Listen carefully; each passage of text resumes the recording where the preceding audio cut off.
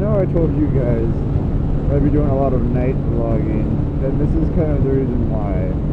Now you guys probably can't see what's in on my back there, but I'm basically carrying a maybe 30-inch radio controlled boat pole to go sell on Craigslist. Well, I sold it, I should say. I'm gonna go meet the guy right now, and I think it's about 11 at night, and I'll post up some pictures right here. So I hope you guys enjoyed those photos there, and yeah, that's this is what my life has become. I'm just basically selling a lot of old toys and stuff sitting around my house, just wasting money because I'm trying to save up for stuff. So, and I did try doing another vlog a couple nights ago, and it didn't work out. My mic placement was off. So I basically had to just get rid of it, which isn't like too big of a loss, but it does suck. So, no big issue really. But, so what I was talking about was the name of my bike. Her name is Persephone. And you're like, what? Persephone? Like, no, not Stephanie. Persephone. For those of you who are educated folk, Persephone is the queen of the underworld in Greek mythology. And you're like, wait, Strider, that doesn't sound cool. Why would you name your motorcycle that? Normally you name it something cool or sexy or hot. I'm like, well, it's a black and red hell bike, right? Right? Well, Persephone is queen of the underworld, which is cool. Kind of hellacious. My favorite part is that is like her summary of who she is, or what she does. And that is that she carries into effect the curses of men upon the souls of the dead. And I don't know about you guys, but I was like, yes, that right there, that's it. So I was like, all right, I'm in. I like it. There we go. So when the light was going to turn, I didn't want to have to stop. It's kind of hurting my back with the wind. I know I was a bit brief with my starter bike motovlog conversation, so I kind of wanted to go a little bit further into that and kind of explain some more of my reasons. Now, I already mentioned that I think a standard bike is it's a very good compromise of all types of bikes. They're very comfortable and things like that. And if you want to hear my little side story about that, click on let's see that video. Got it up there. It's up there. And then yeah, and then click on it. But also the thing that I would also suggest is that you have to decide what kind of year of bike, like age of bike that you want, and how you're going to treat it. Are you going to buy a new bike and you're going to have it like a dealership baby, and you're not going to, check the air pressure yourself, anything like that?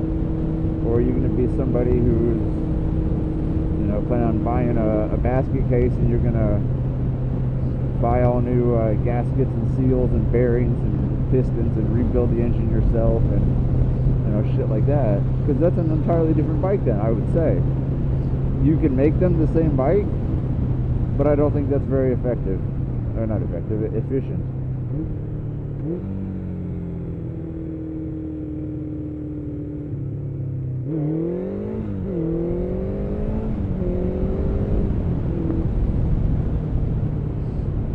I would have to say that a different bike would be in order for those different needs, or not even needs, desires would be possibly a better word.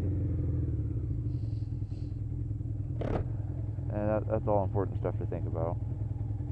Like, for example, if you're going to do your own work on a bike, I'd think an older bike is the way to go. You buy a manual for it, and you won't have any real problems.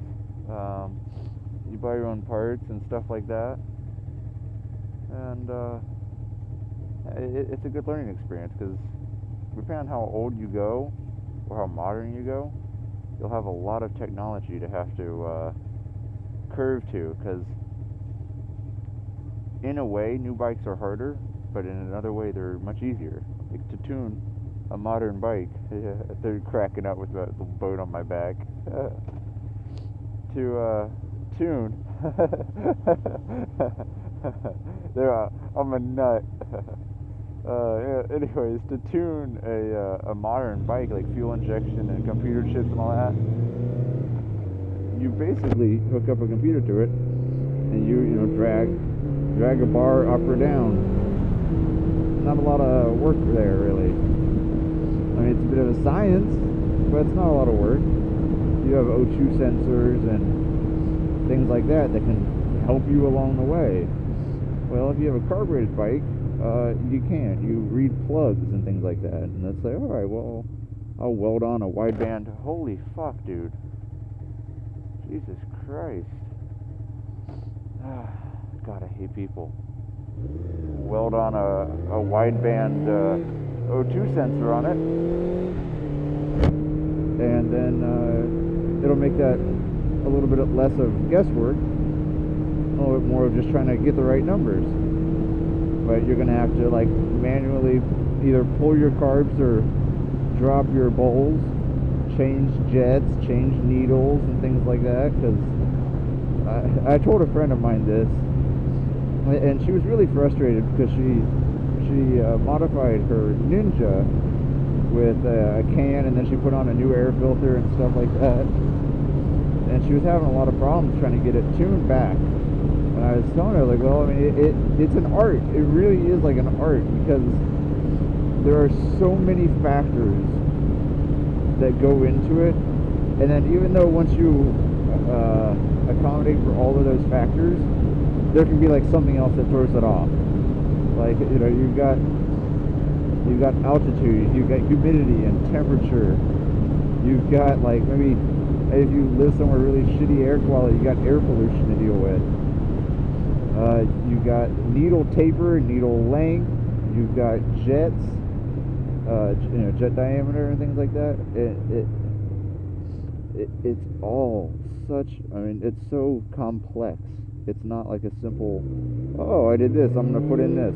It can be, but sometimes it's not, and that's when it becomes very difficult. And that's just one example, and I don't want to get into a bunch of others, because that probably bored the shit out of everybody as it is. So if you've stuck with me, I'm just saying it's complicated, and it can be. But the thing is you buy a cheaper bike, you can also get parts for cheaper sometimes, as long as it's not so old that they're rare or antiques or things like that. So, you know, it's all about a compromise, especially when you're trying to decide on a bike, because you can buy a dirt bike. Oh, okay, well, now you can't use it on the street. Well, I gotta go to use it on the street. Like, alright, well, do you want a dual sport? Well, I don't really want to ride it off-road. Like, okay, well, do you want a cruiser, ground peg, like a Harley or something like that? Like, well, no, I want to go fast. Well, do you want a crotch rocket? Well, no, I kind of want something more comfortable than that. Like, what, do you want a standard? It's all a bunch of, like, this and that, or this or that. So you kind of try to find the best compromise for what your needs are. And there's not really any right or wrong answer. Oh, I shouldn't say that. There's no right answer. There are a lot of wrong answers, but there's no perfect answer for anything. I went with an older bike because I knew I'm going to do all my own work. I can't afford to have somebody look at it even. And that's not saying that I haven't.